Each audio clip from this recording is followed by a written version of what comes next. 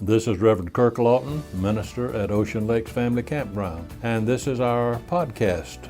Our prayer is that this message may enrich your life as you find God especially meaningful to you. Thank you for worshiping with us.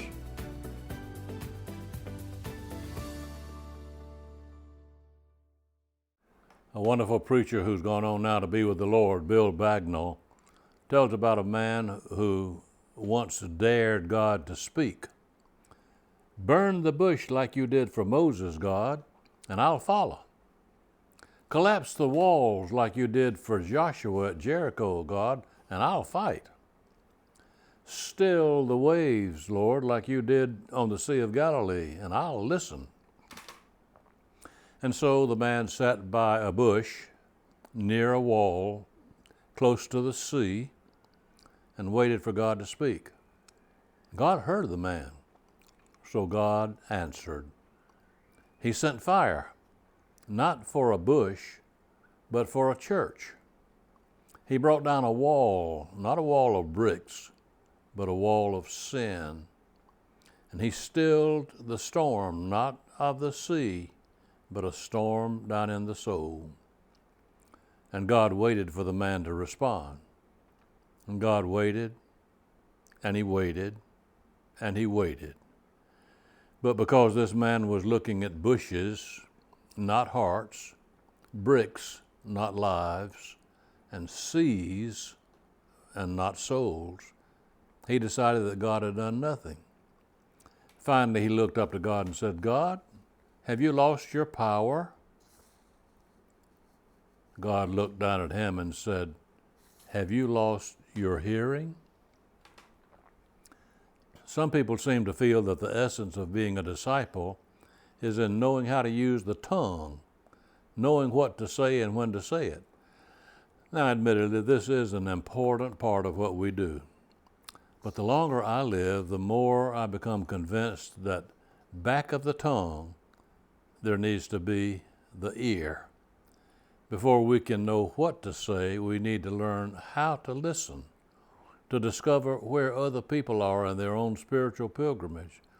And if we don't know how to listen, then I'm afraid we'll miss completely the intention of Jesus when he called us to be his disciples. But oh, how hard it is to learn to listen, isn't it? You suppose there's any connection between two statements of Jesus when he said, first, if any man will come after me, let him deny himself. And the other statement, he that hath ears to hear, let him hear. What a wonderful thing it is to find a Christian who is willing to see another person where he is and refrain from being judgmental to the point of assuming this person needs my prepackaged blessing of one size fits all. You ever been around some of these people? They seem to have the idea, it's good enough for me, it must be good enough for you too. But the trouble with this, you see, is that you and I may not be at the same place in our spiritual development. It's so hard for us to keep from seeing others in the way in which our preconceived notions would make us see them. Kierkegaard has a very fascinating story about a traveling circus in Denmark. This circus would go from small town to small town, set up on the outskirts of the village, and invite people to come out for the evening performance. On this particular day, the tent was up. They were preparing to give the performance when the circus tent, caught fire.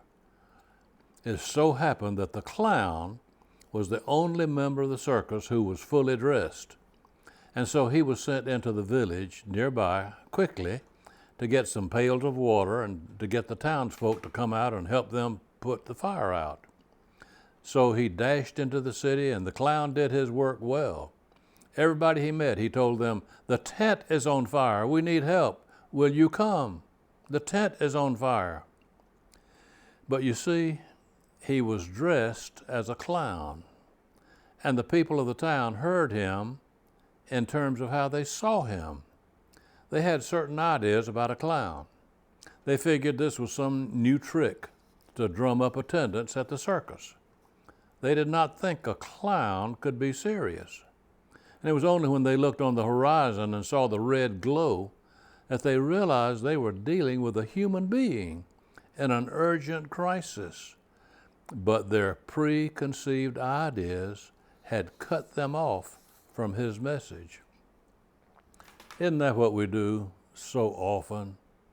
Someone comes along who has an urgent need, but if we're not careful, we hear that person in terms of what we see, and we lose our opportunity for being a blessing to that person. We cease to be like Jesus.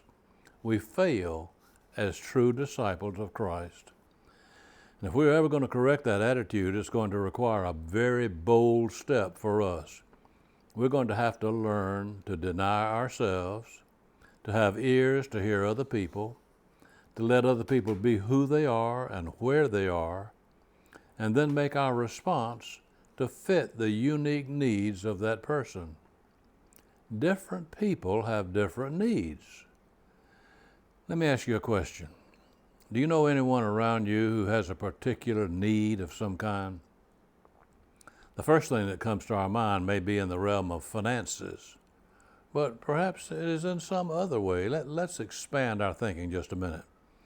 Do you know someone who is still grieving the loss of a loved one, even after a long time?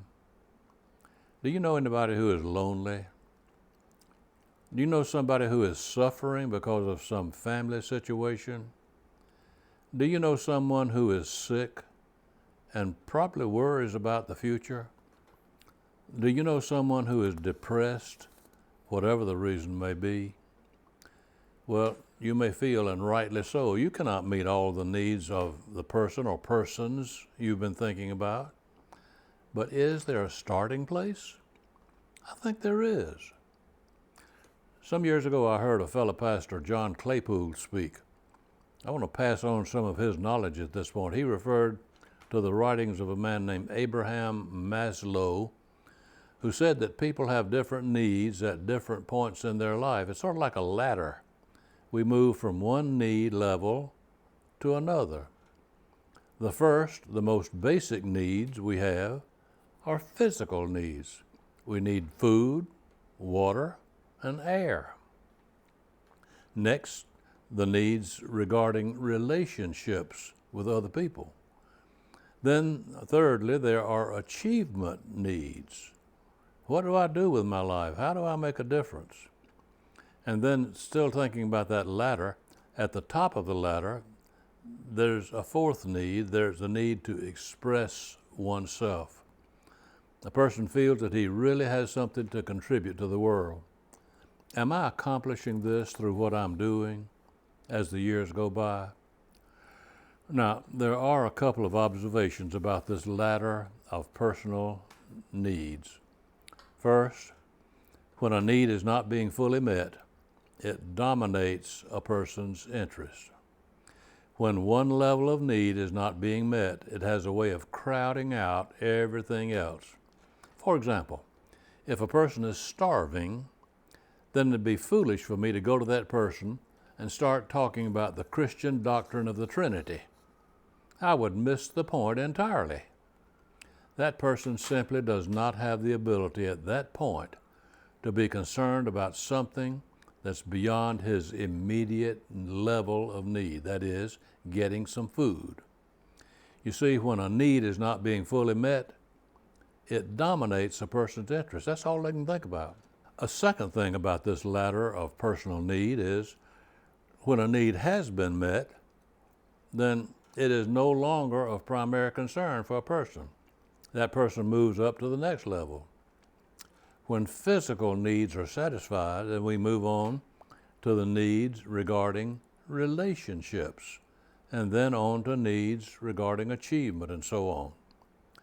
A good example of this truth is found in the strikes of labor unions.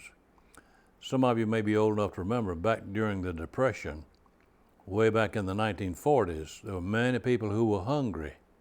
Employers could satisfy workers back then simply by offering them more money. But today that's not the case. The labor force has moved up the ladder to a higher class. Now, people want more than just a bigger salary.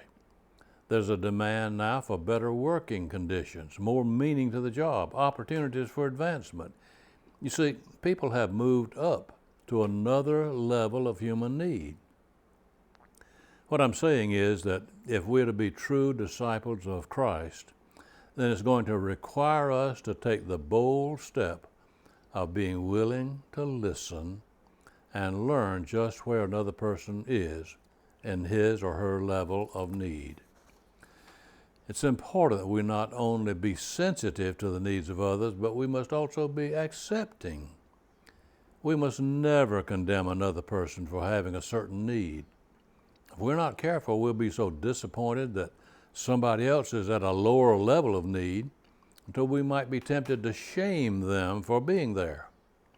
I think preachers, and I'm speaking of myself here now, historically have often been guilty of doing just this, shaming a person for being where they are.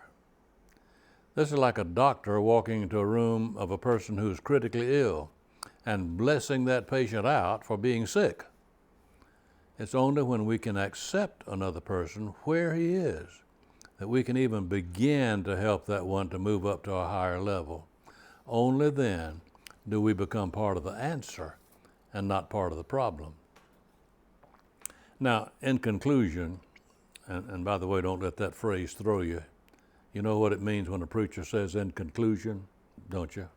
It means nothing at all. Now, in conclusion, I want to illustrate all I've been trying to say this morning by looking at something that happened in the life of Jesus and how he handled just such a situation. When Jesus is our example, then perhaps we can follow in true discipleship. We can try to become like Jesus. The story is one from the Bible. It's a story you all probably know very well, probably even the youngest person who's listening to me. This is the meeting of Jesus and a man by the name of Zacchaeus, that old tax collector from Jericho. Zacchaeus was hated by most people since he worked for the Roman oppressor. He took not only the required tax money, but he forced the people to pay over and above. And these funds, extra funds, went into his own pocket. Everybody knew what was going on, but there was nothing they could do about it. One day as Jesus came along, Zacchaeus was perched up in a tree so he could see Jesus. In a symbolic way, Zacchaeus was cut off from the people more than just by physical distance. Jesus came along and saw Zacchaeus up there in that tree. One person speculated that Matthew maybe had already told Jesus about this old Zacchaeus, since maybe Matthew and Zacchaeus had met each other at a tax collector's convention over in Capernaum. Well, at any rate, Jesus had perception enough to realize that here in this tree was a man who was struggling. He was not at the level of physical need. Zacchaeus had plenty of money. He was struggling at the level of relationships. He was cut off by his physical size or by his being so hated by everybody.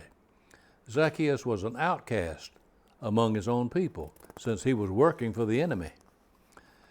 Wherever he went, he was about as welcome as Donald Trump would be at a Democratic National Convention. Jesus saw that need level of Zacchaeus, and he met him right where he was. And you notice in this story that Jesus did not look up at Zacchaeus in that tree and say, "Hey, Zach, I'll give you $50 if you'll come home and let's talk about your soul." No, money was not what Zacchaeus needed. That would have been to undershoot the situation. Nor did Jesus look up at him and say, "Why, you little sawed-off scoundrel, why don't you think about the contribution you ought to be making to the nation with your life? You know, a person in your position could have friends everywhere if you just straighten up and fly right." Jesus didn't do that either. That would have been to overshoot. And as you know, Jesus touched Zacchaeus at the very point of his real need, at the relationship level. He said, "Zacchaeus, I would like to have the pleasure of eating with you at your table today." I wonder how long it had been since anybody had spoken to Zacchaeus with any affection at all. How long had this little man been cast off by his own people?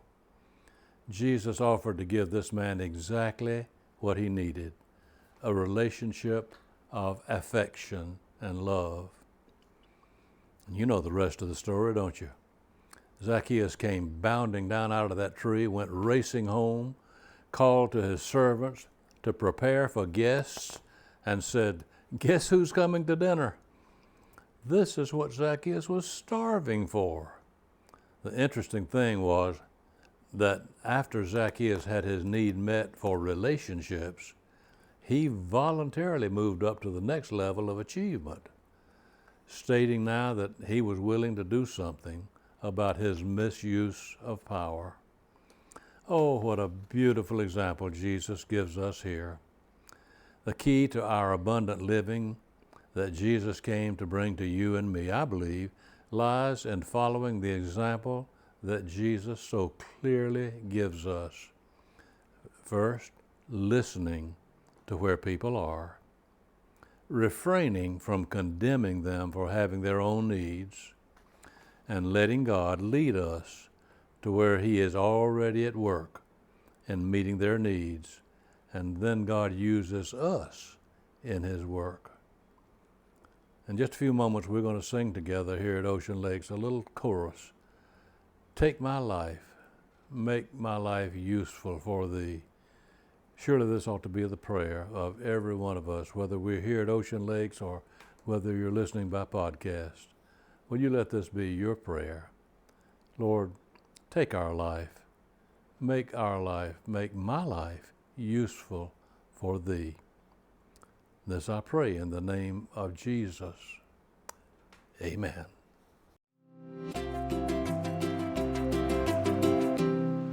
Thank you for listening to the Ocean Lakes Church Service podcast. If you're looking for more, check out our other podcast, Campground Conversations, where we dive into fun stories, helpful tips, and all things Ocean Lakes.